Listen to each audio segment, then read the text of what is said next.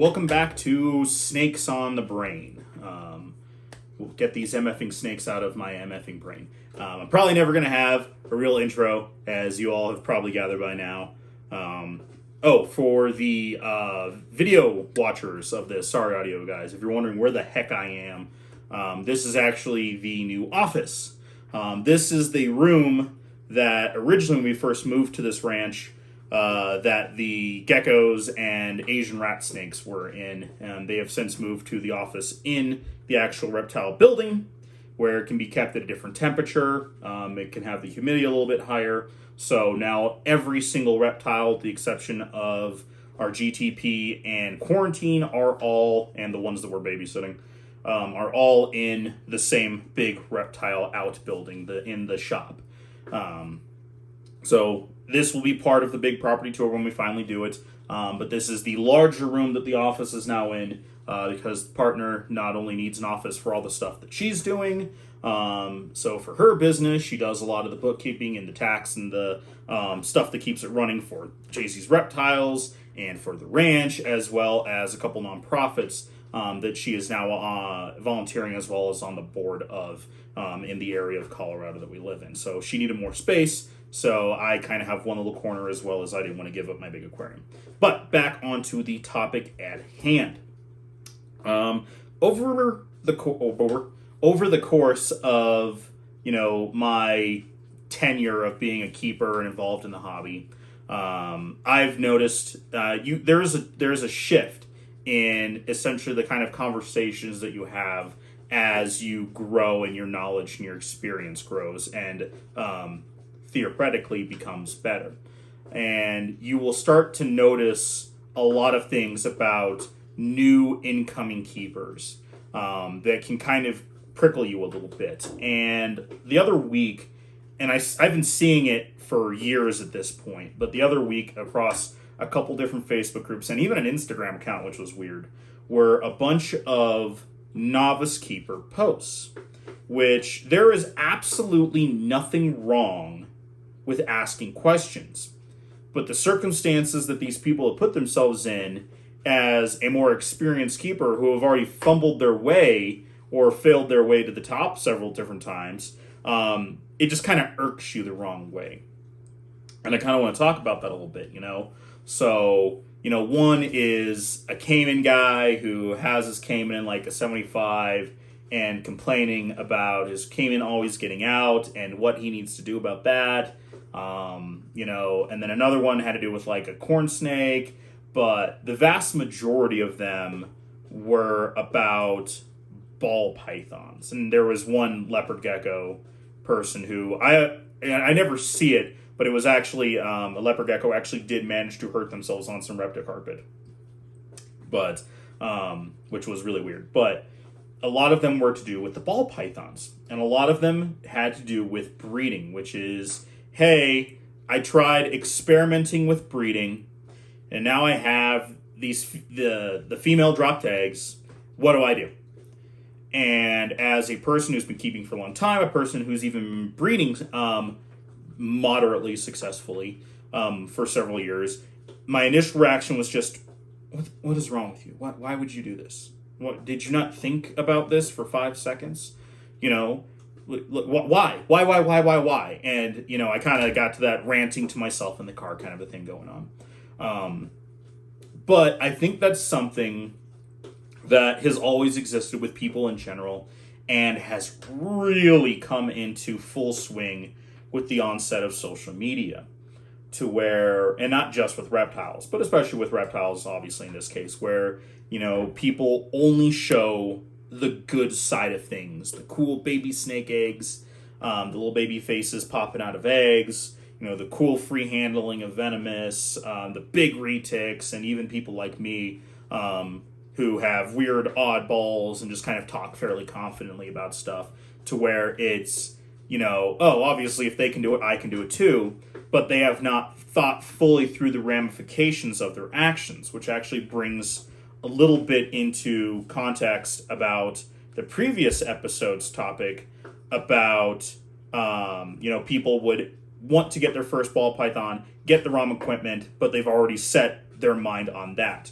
to to where they've done this much research on it, but not this much. And even then, you need to do this much to be successful in all aspects. And, we shouldn't discourage new people from coming into the hobby and railroad them.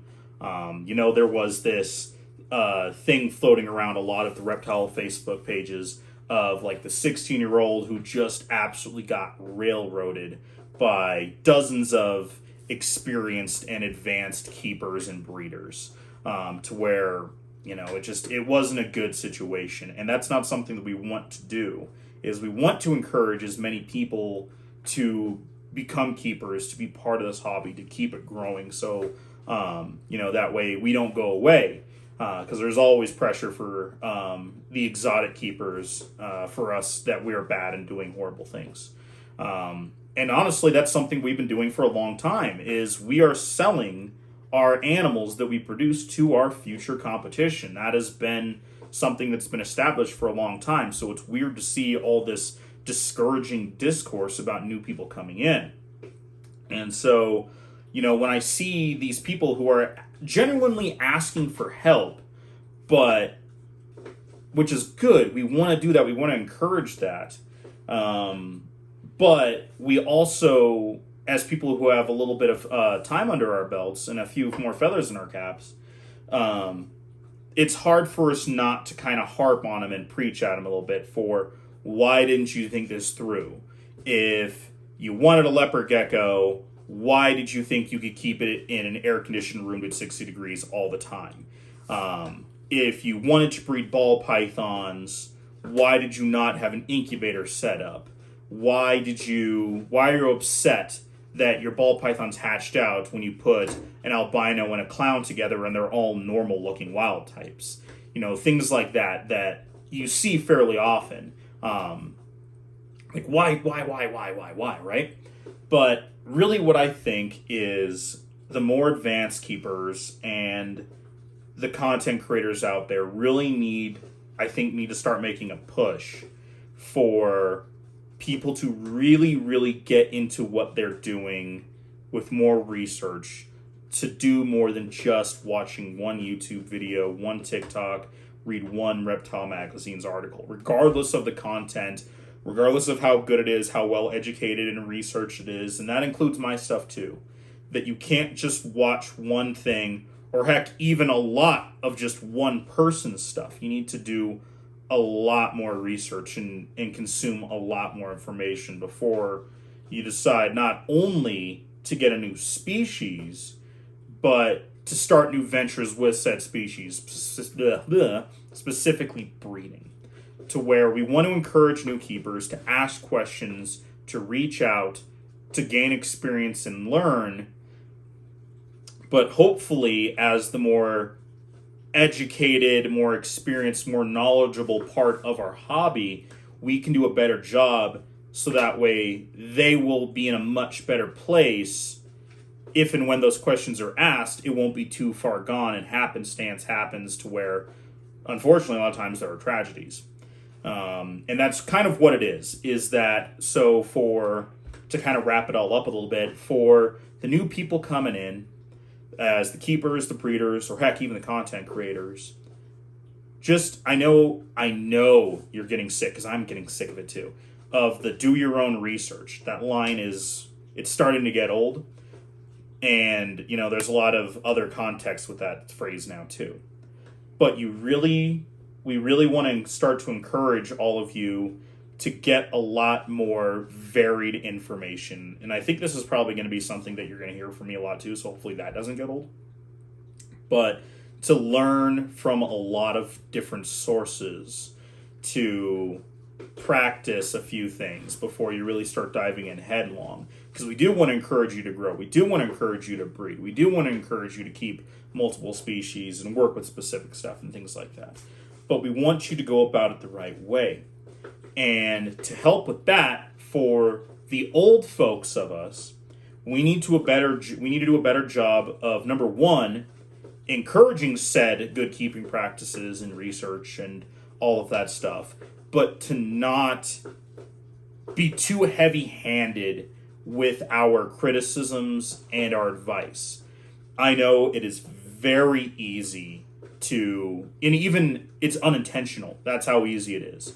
It's so easy to essentially have your high horse, to stand on your pillar and just talk down to people. It's very easy to do that. And I am 100% guilty of doing it as well. And I'm trying to do my best to not do that.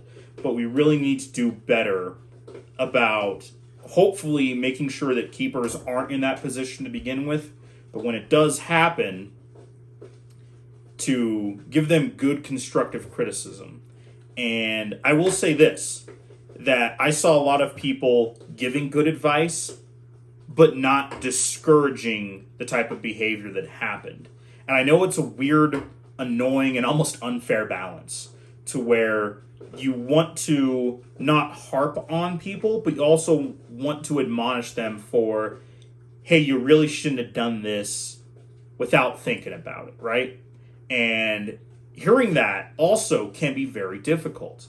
You know, I at one point, and this I don't think I've admitted this before, I think at one point I had 3 ball pythons in a 125 gallon tank. Just a screen lid and 2 lights on one side, right? Super not okay. Super, super not okay. And I've never had a one true mentor, but one of the people that I was really starting to follow and listen to kind of like, you know, pulled my ear a little bit about that. But he wasn't a jerk about it. Well, he was a jerk about it, but he didn't make me feel stupid for doing that. Based on what I'm assuming he knew to be a lot of other people that I may have come in contact with, how they were keeping their animals. And I was just emulating that practice. Incorrectly, 100%. So we need to be better pillars of examples and criticism and constructive criticism for the younger people coming in. So, you know, I'm trying to keep this fairly bite-sized and fairly manageable. I could go on for days, as you all know. But hopefully this gave all of you something to think about. So for, you know, all the people that are getting in the hobby, that have been in it for a while, that are in the Facebook groups, that are watching TikToks and Instagram posts and all that other stuff, you know, something to think about and keep in mind before hitting that keyboard, or even before that, thinking about what you're doing before you get into a situation where you need to hit that keyboard in that one specific case. So hopefully this gave you guys something to think about. Hopefully you enjoyed it. And stay tuned for really the next episode, as well as regular scheduled reptile content. It's going to be all over the place for a little while still, for probably another month or 2 yet. But we are looking forward to getting back to a better routine for you all. So hopefully you enjoyed it. Hopefully you're having a great day, and we will check you next time.